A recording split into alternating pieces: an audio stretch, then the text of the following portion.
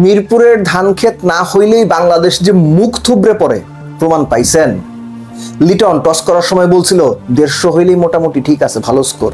এরা যে উইকেট বোঝে না, টের পাইছেন। তাসকিনের বোলিং কেমন লাগছে আপনার কাছে? তানজিদ তামিমের 89 রান, ওইটারে পাওয়ার হিটিং বলবেন নাকি আকিম আগস্তর ব্যাটিংকে পাওয়ার হিটিং বলবেন? কোনটা আপনার কাছে পাওয়ার হিটিং? জাকের আলী ভাই, ওরে 8 নম্বরে কেন নামাইলেন আপনারা? ও কি বোলার? ওরে কতদিন লুকায় রাখবেন, কোলে নিয়ে রাখবেন? জাকের আলী এবং তার কোচ এদের নিয়ে একটা ভিডিও আলাদা আলোচনা, এই ভিডিওটা পাবলিশ হওয়ার ঘন্টা খানেক বা ঘন্টা দেড়েক পরে আমি পাবলিশ করব। কিন্তু বাংলাদেশ ওয়েস্ট ইন্ডিজ তৃতীয় টি20 ম্যাচটার দুই দলের ব্যাটিং এর 11 থেকে 15 ওভার যদি আপনি খেয়াল করেন, পুরো ম্যাচের ছবি আপনার কাছে একদম পানির মতো স্পষ্ট স্বচ্ছ হয়ে যাবে। কোন জায়গাটা আপনি খেয়াল করেন ঠান্ডা মাথায়, যখন 11তম ওভার শেষ হলো ওয়েস্ট ইন্ডিজের রান তখন 82, এবং ওই সিচুয়েশন থেকে পরবর্তী 4 ওভার ওয়েস্ট ইন্ডিজ 63 রান তুলেছে। এর মধ্যে সবচেয়ে সিগনিফিকেন্ট ওভারটা ছিল রিশাদের ওভার, যেখানে আকিম আগস্তর লাইফ পেলেন, Tanzim Sakib easy catch miss করলেন। ওই ওভারে 3-6 সহ 11 রান হইল। ম্যাচটা না ওই যে 12, 13, 14, 15, এই যে 4 ওভারে ওয়েস্ট ইন্ডিজ 61 রান তুলছে। নাসুমের ওভারে কত? 11, তাসকিনের ওভারে কত? 15, রিশাদের ওভারে 21। ওইখানে ম্যাচ শেষ হয়ে গেছে। বাংলাদেশের ইনিংসে আসেন, বাংলাদেশ 12 ওভার শেষে রান ছিল 90, 10 ওভারে 67। পরের 2 ওভারে বাংলাদেশ 23 রান করছে, 11 এবং 12, 11তম ওভারে 11, 12তম ওভারে 12 রান করছে বাংলাদেশ। দারুণ একটা প্ল্যাটফর্ম ছিল। কিন্তু ইন্টারেস্টিংলি 13 এবং 14 এই 2 ওভারে বাংলাদেশ রান তুলছে বোধহয় 9। তখন ওই 2 ওভারে যে স্পেশাল ক্রিয়েট হয়েছে ওই 2 ওভারের স্প্যানে, আনফর্চুনেটলি তার পরের সময়টুকু বাংলাদেশ শুধু স্ট্রাগলই করছে। বাংলাদেশ চলতি বছরের শেষ 5 ওভারে গড়ে 8-এর বেশি কোনো মতে রান তুলতে পারে নাই, অর্থাৎ গড়ে শেষ 5 ওভারে বাংলাদেশ 40-এর বেশি রান তুলতে পারে নাই। এই ম্যাচেও আনফর্চুনেটলি বাংলাদেশ শেষ 7 উইকেট হারাইছে 42 রান। এবং এই যে রিশাদকে 5 নম্বরে নামাই দিলেন, অন্য ম্যাচে এর আগে একটা সিচুয়েশন ছিল তখন হয়তো ঠিক ছিল, কিন্তু এখন আপনার 32 বল বাকি আছে, আপনার 2 জন স্পেশালিস্ট ব্যাটসম্যান বাইরে আছেন, যাদের 2 জনকে আপনারা ফিনিশার বা অন্তত একজনকে ডেফিনেটলি ফিনিশার রোলে খেলাচ্ছেন। তাদের বাদ দিয়ে আপনি কেন রিশাদকে পাঠাবেন ওখানে?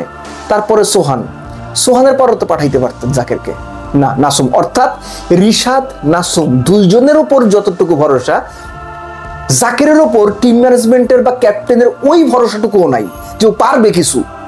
তাহলে ওর টিমে নিছেন কেন? কোন কারণে? ও কি বোলার? এক্সট্রা উইকেট কিপারের দরকার ছিল? সেটাও তো না, লিটন তো আছে, সোহান তো ছিল। এই যে গুবলেটটা পাকাইছে, এই গুবলেটটা থেকে কিন্তু এরা উঠতে পারতেছে না, একদম জগা খিচুড়ি বানাই ফেলছে সবকিছু। ভাই যাতা অবস্থা, এই যাতা অবস্থা থেকে বের করতে হলে ড্রেসিং রুম থেকে এই যে ঘোট পাকানো লোকজন আছে এদেরকে সরাইতে হবে, নইলে কোনো ওয়ে নাই। তানজিদ তামিমের ব্যাটিং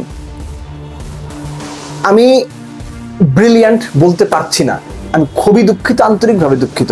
কেন বলতে পারছি না জানেন?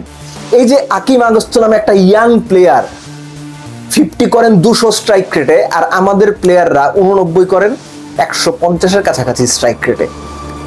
খুব সিগনিফিকেন্টলি তানজিদ তামিম যে কয়টা বল খেলছেন, ওই কয়টা বল ওয়েস্ট ইন্ডিয়ার টপ অর্ডারের যে কোনো ব্যাটসম্যান খেললে আই গেস 100-র উপরে রান করতো। তানজিদ তামিম এবং তার দলের বাংলাদেশের টোটাল 151 রানের অলমোস্ট 59% রান নিজেই করছে সে, এবং সাইফ হাসানের রান বাদ দিলে, এক্সট্রা বাদ দিলে বাকি 9 জন মিলে করছে 34। ওই হিসেবে তানজিদ তামিম দুর্দান্ত ইনিংস খেলছে, মানে আউটস্ট্যান্ডিং। এই বছরে বাংলাদেশের টপ রান স্কোরার, এই সবচেয়ে বেশি এক বছরে 50 করছে 7টা, সবচেয়ে বেশি ছক্কা 4। These are outstanding facts.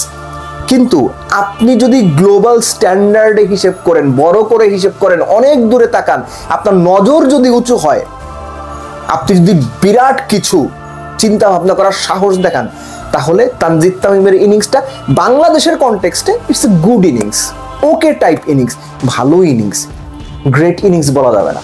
কেন বলা যাবে না? ওই যে আকিম আগস্ট একটা ইয়াং প্লেয়ার দেখিয়ে দিল পাওয়ার হিটিং কি, একটা লাইফ পেয়ে কিভাবে গেম 3 ওভারের মধ্যে শেষ করে দিতে হয় দেখাই দিল। আমাদের প্লেয়াররা পারে, 10 বছর খেলেও পারে না। লাস্টলি শেষ করবো লিটন দাসের কথা দিয়ে। এই বছর লিটন দাস কয়টা টি-20 খেলছে মনে করতে পারেন? তার ইম্প্যাক্ট ইনিংস গুলো কার কার সাথে জাস্ট ছোট করে বলে দিচ্ছি। নেদারল্যান্ডস, শ্রীলঙ্কা, সংযুক্ত হংকং, বড় টিমের সাথে লিটন দাস বরাবরই ফ্লপ। এবং আপনি যদি বড় টিমের সঙ্গে হিসাব করেন, লিটনের এভারেজ 20-এর কম, স্ট্রাইক রেট 110-15।